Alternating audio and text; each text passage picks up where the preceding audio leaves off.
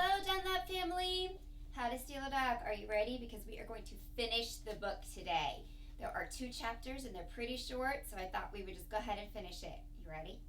Here we go. Chapter 20. I had to admit, Toby had been pretty good at stealing a dog. He had thought of stuff like food and all. He had found the string leash. And best of all, he hadn't goofed up and told Mama what we had done. So I felt kind of bad about taking Willie back to Carmela's without him. I knew he'd be mad as all get out. And I knew Mr. White would be mad as all get out if I missed school again and didn't bring a note from Mama. I knew he'd have a meeting with the principal like he'd warned me would happen. A meeting to talk about me and how much I'd been messing up. A meeting about why Mom would never answer Mr. White's letters and all. I knew what was ahead of me if I did what I'd planned, but I was going to do it anyways. I made sure Toby was in his classroom, then I hurried back outside and raced over to the old house. I couldn't hardly get my feet to go fast enough as I pushed through the bushes on my way to the back. Please, Willie, be there. Please, Willie, be there, I said over and over inside my head. As soon as I rounded the corner of the house, I heard Willie's happy little yips. Hey there, fella, I called, hurrying over to the porch. Willie stuck his head through the torn screen and wagged his whole body. I sat on the step and let him jump through the screen door into my lap.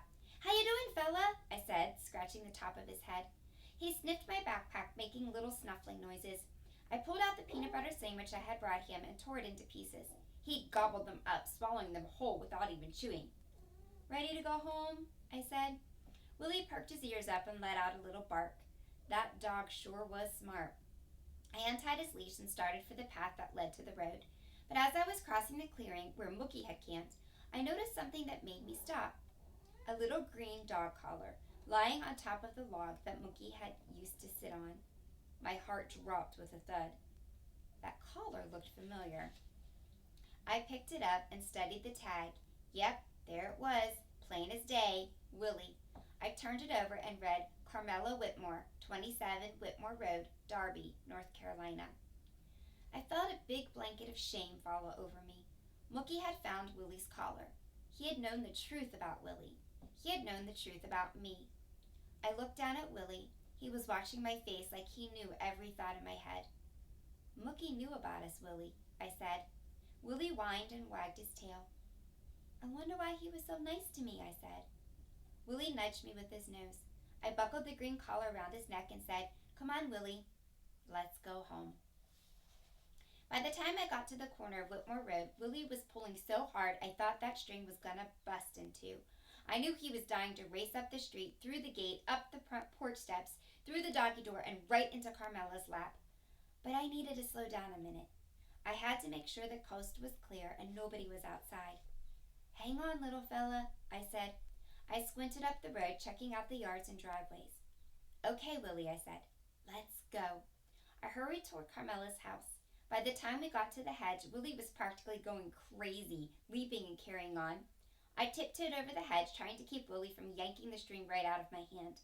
I hoped Carmela wasn't home, but when I got to the gate, I could see her car in the driveway. I untied the string from Willie's collar. Then I took his whiskery face in both my hands and rubbed his nose back and forth against his.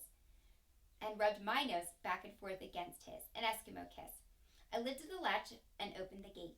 Then I let go of Willie's collar and watched him dash across the yard and up the steps, then disappear through the doggy door and into the house. I turned and hurried back up the road. But the farther I got from Carmela's house, the heavier my feet felt. By the time I got to the corner, they felt like cement bricks, slowing me down until I couldn't take another step. What's wrong with you, Georgina? I said to myself. Don't stop now. Get on out of here before somebody sees you. But I guess my heart was taking over my feet, making me stop, making me turn around, making me walk on back to Carmela's. I stood outside the gate. Music from a radio drifted out of the screen door.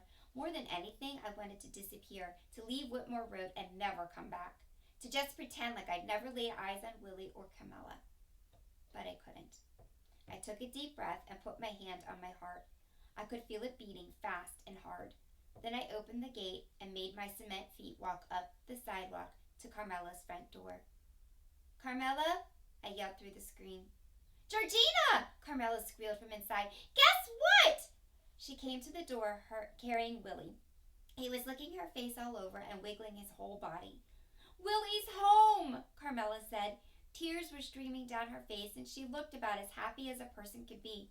"He just came running right through that doggy door and into the kitchen like he'd never been gone." She kissed Willie's nose. "Can you believe that?" she said. "No," I said. "I mean, yeah, I can believe that, 'cause, come on in." Carmela pushed the screen door open. "I'm gonna give him a bath. He's a mess." I stepped inside. "But first," Carmela said, "I'm gonna cook him some sausage."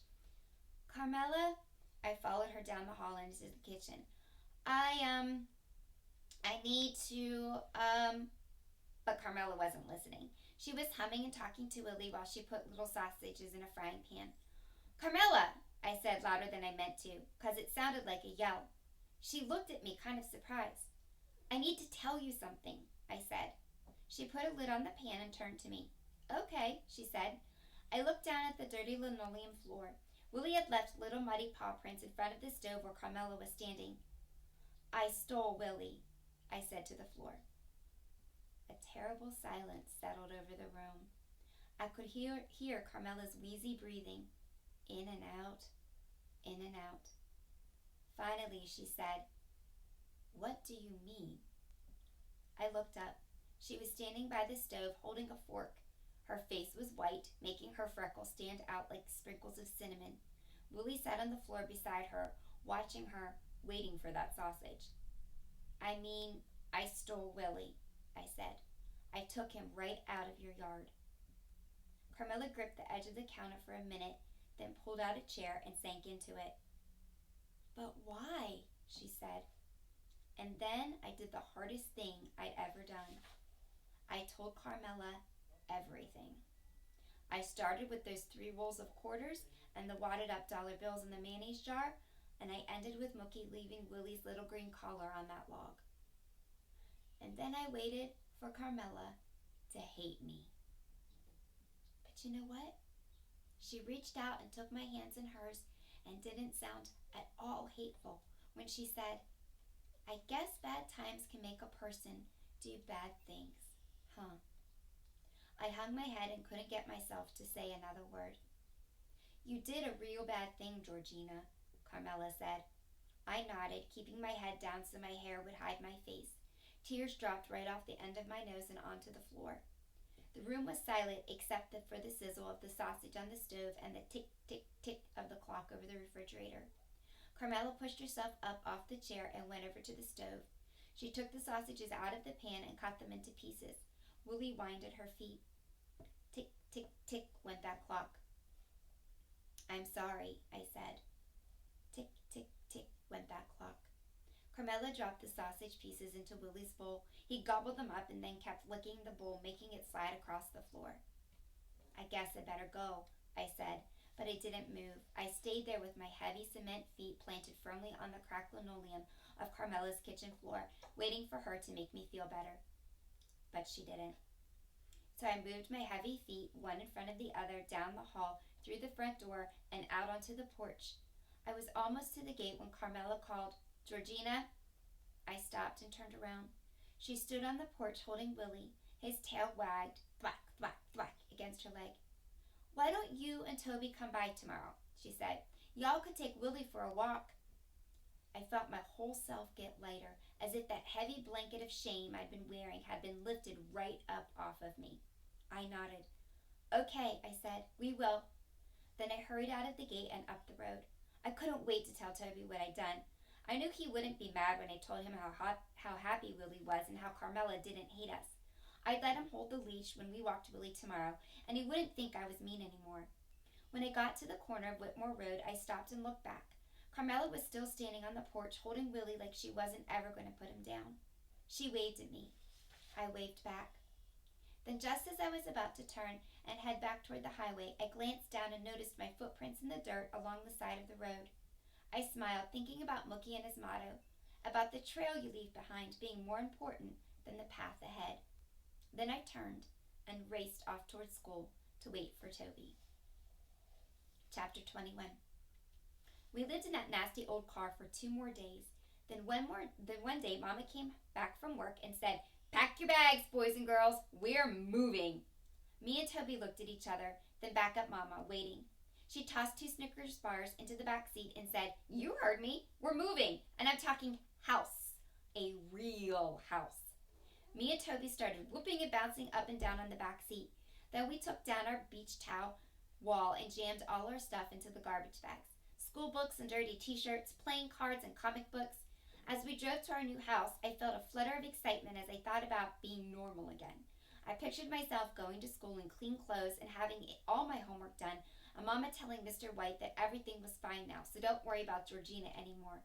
I pictured me and Luann having a sleepover like we used to, painting our toenails and sharing our secrets, maybe working on our cooking badge for Girl Scouts. I even pictured myself sitting on my very own bed wearing my new ballet shoes, combing my hair so I'd look nice for my ballet lessons with Luann and Liza Thomas. When we pulled up in front of our new house, me and Toby grinned at each other. It was a tiny white house with a rusty swing set in the red dirt yard and a refrigerator with no door sitting right up on the front porch. But it looked like a castle to me. Somebody named Louise was already living there with her baby named Drew. Louise was a friend of Patsy's and needed somebody to share the house with her and help take care of Drew and pay some of the rent.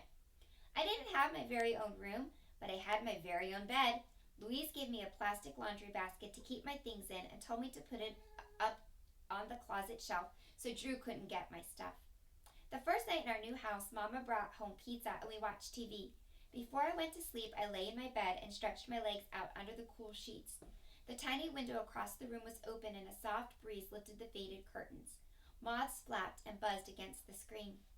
I reached under my pillow and took out my glittery purple notebook. I turned to my How to Steal a Dog notes, and in the dim glow of the hall light, I read through step 8 again, about making a decision, about getting reward or not getting reward. I smiled to myself and I read the part that said, "That is a decision you will have to make." I knew I had made the right decision because my tapping insides had finally settled down. But I still felt bad about what I'd done.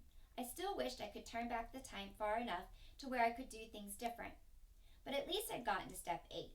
I'd made the right decision. I turned to a fresh page in my notebook and wrote May 3rd. Step 9. Those are all the rules for how to steal a dog. But I drew a red heart around the word but. Then I wrote in great big letters, do not steal a dog. Because. I drew a blue circle around because. Then I took out my gold glitter pen and wrote, it is not a good idea. The end. I closed my notebook and slid it back up under my pillow. As I lay there in my very own bed, I thought about Mookie. I wondered what he was doing right that very minute. Was he making Hoover gravy? Was he wiggling that 3-fingered hand of his at somebody? Was he fixing somebody's car? Where was he leaving his trail now? I thought about Willie, too. I bet he was curled up at the foot of Carmela's bed beside his chewed-up toys, dreaming about sardines and liver pudding, happy as anything to be back home again. I looked over at Toby, sucking his thumb in the bed next to mine. Then I tiptoed over to the window and looked out into the night. I took a deep breath. The air smelled good, like honeysuckle and new mowed grass. It didn't stink at all. Sorry. Oh. The air smelled good, like honeysuckle and new mowed grass. It didn't stink at all. The end. Oh, Kitty says the end as well. I hope you liked it. Tomorrow I'm going to start a new book. You'll have to come back and find out what it is. I'm not going to tell you. I love you. Hoping you're having a great day. Bye.